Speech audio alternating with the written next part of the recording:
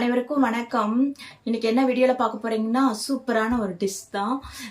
முருங்கைக்காய் வச்சு தொக்கு பண்ணலான் இருக்கேன். காய் இல்ல, சதை, அது உள்ள இருக்க சதையை எடுத்து தொக்கு பண்ணலான் இருக்கேன். முருங்கைக்காய் வந்து முத்திருச்சுன்னா சிலர் சாம்பார்ல எல்லாம் போட மாட்டாங்க, சாப்பிடவும் முடியாது, நார் நாரா இருக்கும். ஆனா இந்த மாதிரி செஞ்சு சாப்பிட்டோம்னா சூப்பரா இருக்கும்.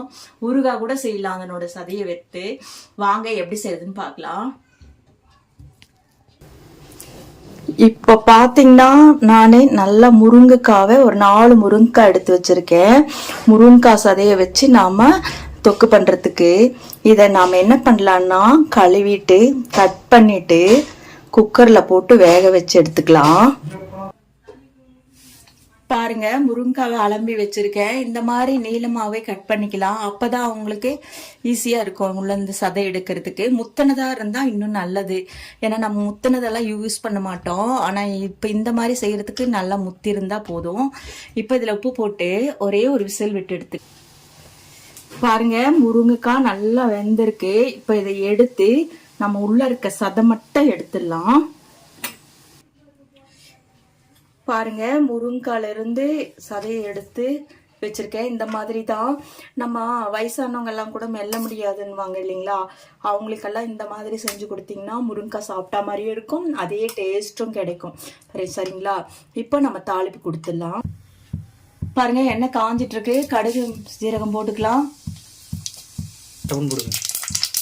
கடுகு பொரிஞ்சிருச்சு, கொஞ்சம் வெந்தயம் போட்டுக்கலாம்.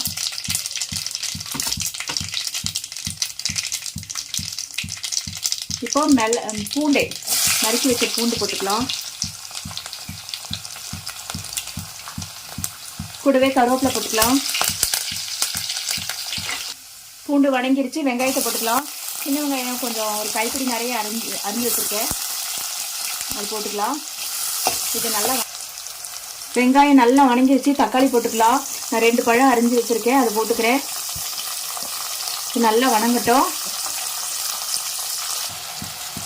இப்போ கொஞ்சம் பெருங்காயம் தூள் போட்டுக்கலாம்.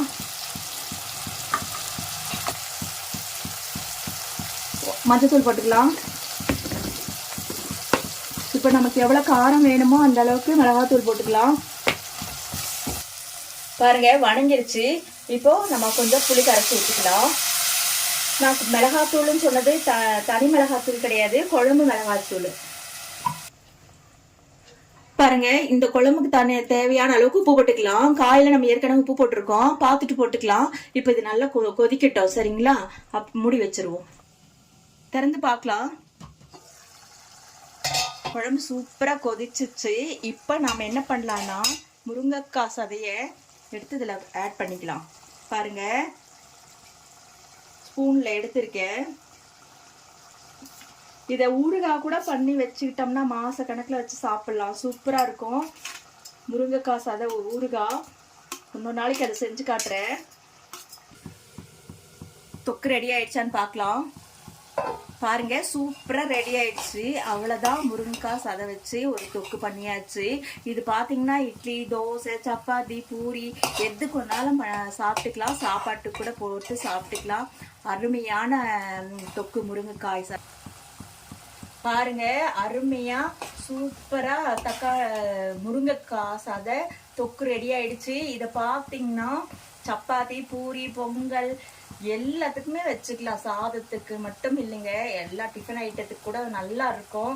நீங்களும் இதே மாதிரி செஞ்சு பாருங்க, சூப்பரா இருக்கும். இப்போ வயசானவங்க எல்லாம் சாப்பிட முடியாதவங்க கூட இதை சாப்பிட்டுக்கலாம், ரொம்ப நல்லா இருக்கும். இப்போ